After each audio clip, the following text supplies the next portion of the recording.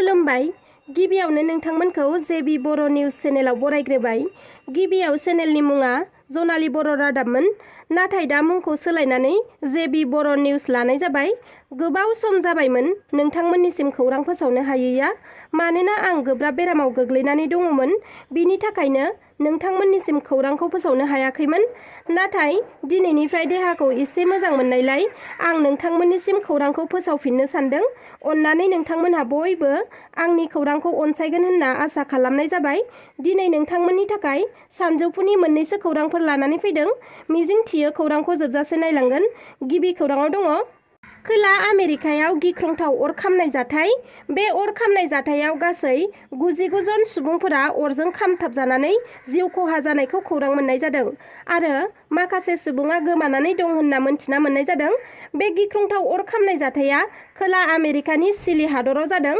Chilli हादरनि president Gabriel बरिक बिथाङा फोरमायथिनाय बायदिब्ला मोन 92 गुबुन गुबुन हाग्रा ओनसोलाव अर खामनाय जाथाय जादों, जायजों दासिम सा 99 जन सुबुंनि जिउ खहा जाबाय आरो गोबां सुबुंफोरानो दासिम गोमानानै दं होननानै फोरमायथिदों। बे गिख्रंथाव अर खामनाय जाथायजों न' बां, गारि मथर, दखान गासैबो खामनानै सेवहांगार जाजोब्बाय होननानै फोरमायथिदों। गिबियाव अरा हाग्रायाव नांग्रोदोंमोन, बिनि उनाव अरा लासैनो सुबुंफोर थानाय जायगायावबो साग्लोबबोदों, जायजों 99 जन सुबुंफोरा खामथारजानो गोनां जादों। बे गिख्रंथाव अर खामनाय जाथाया हाजो ओनसोलाव जानो मोनदों, बेनिखायनो अर खोमोरहैनायाव जेंना जादों होननानै फोरमायथिदों। अब्लाबो गं 19 हेलिकप्टार आरो गं 450 अर खोमोरग्रा दमकल गारिफोरा अरखौ खोमोरनायनि हाबाखौ मावदों होननानैबो फोरमायथिदों। बिनि अनगायैबो फोरमायथिबावनाय बायदिब्ला जायफोर बिथांमोननि न'आ अर खामनाय जायगानि खाथि खाला जायो, बिथांमोनखौ न' नागारनानै गुबुन जायगायाव थाहैथ'नो थाखायबो खावलायनाय जादों आरो जायफोर बिथांमोनहा अर खामनाय जायगानि जानगाराव दं, बिथांमोनहा जाहाथे गाव गावनि न'आवनो थायो, जाहाथे अर खोमोरग्रा बिफानफोरा थांलाय फैलाय जानायाव जेबो जेंना मोना, बिनि थाखायबो खावलायदों चिलीनि प्रेसिडेन्टआ। गारि लांखार रां लुथिग्रा दाखाथिफोरखौ आसाम पुलिसआ हमनो हादों। कलियाबरनि राजालामानिफ्राय हमनो हानाय जादों 3 दाखाथिफोरखौ।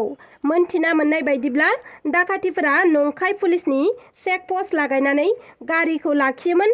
बिनि उनाव गारिखौ दाबसे जायगाथिं लांनानै सुबुंफोरनिफ्राय रां, सना रुफा, मबाइल फन बायदि बायदि लुथियोमोन। दाखाथिफोरखौ पुलिसआ हमनो हानाय सानखालिबो बेबादिनो पुलिसनि चेक पस्ट लागायनानै गंसे गारिखौ लुथिदोंमोन। लुथिजानाय सुबुङा उनाव पुलिस थानायाव दाखाथिफोरनि हेंथायै एजार होयो।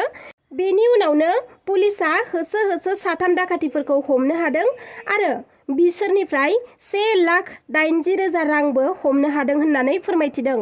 हमजानाय दुथांफोरनि मुङा फारियै पापु बरा, सैफुल इस्लाम आरो महम्मद हुसैन। फोरमायथिनाय बायदिब्ला दुथांफोरा गोबाव समनिफ्रायनो नंखाय पुलिसनि चेक पस्ट लागायनानै गारिफोरखौ लांखार रां लुथियोमोन। पाकिस्ताननो भारतनिफ्राय सिरि सिरियै खौरां हरखुमाग्रा एबा संगालिनि खामानि मावखुमाबाय थानाय सासे संगालि सुबुङा भारतआव हमजादों। पाकिस्ताननि ISIनि सासे एजेन्टखौ उत्तर प्रदेशनि उदखारि बेरेखा दोलोआ हमनो हादों। हमजानाय संगालिनि मुङा सत्येंद्र सिवाल। बिथाङा 2021 मायथाइनिफ्राय राजथान्दै थाग्रा मावखुलियाव MPS महरै खामानि मावदोंमोन। सासे मावख'गिरिनि बुंनाय बायदिब्ला मस्क'आव भारतआ राजथान्दै थाग्रा खुलिनिफ्राय उत्तर प्रदेशनि संगालि होबथाग्रा हानजाया गावसोरनि खौरांगिरिफोरनिफ्राय इन्टेलिजेन्स इनपुटखौ मोनदोंमोन। बेनिखायनो बे फोरमायथिनि सायाव बिथा खालामनानै UP ATSआ सत्येंद्र सिवालखौ हमनानै सोंदोंमोन। बिथाङा गिबियाव मोजां बुंनानै लादोंमोन, नाथाय उनाव बिथाङा भारतआव संगालि खालामनायखौ फोरमायथिना लायो। संगालि खालामनायखौ फोरमायथिनाय लोगो लोगोनो बिथांखौ मेरठआव खानाय जादों आरो सोंनाय फिननायाव सत्येंद्र सिवालआ फोरमायथिनाय बायदिब्ला बिथाङा भारतारि रौनिया हानजा आरो रौनिया हानजानि सानफ्रोमबोनि अपारेशननि सोमोन्दै खौरां मोननो थाखाय भारतनि सरखारि मावख'गिरिफोरनो रांनि लब दिन्थिदोंमोन आरो संगालिनि हाबाखौ मावखुमादोंमोन।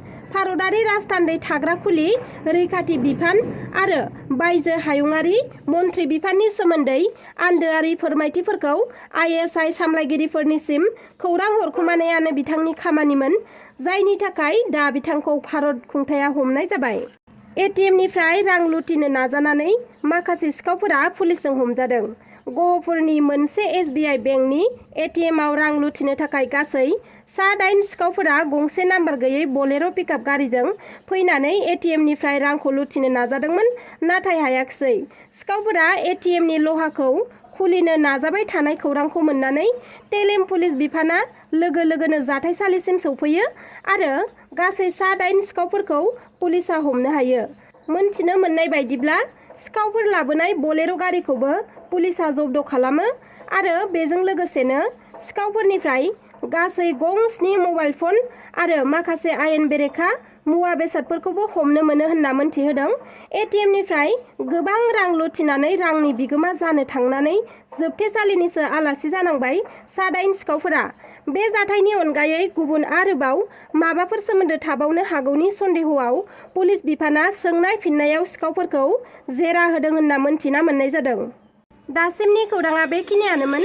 नोंथांमोना आंनि खौरांखौ जोबजासे नायजोबलांनायनि थाखाय रोजा रोजा साबायखर थाबाय आरो नोंथांमोना सानफ्रोमबोनि खौरां मोननो थाखाय आंनि चेनेलखौ साबस्क्राइब खालामनानै लादो। लोगोसे लाइक, शेयार, कमेन्ट खालामनो दाबाव। एसेनोसै, गोजोन्थों।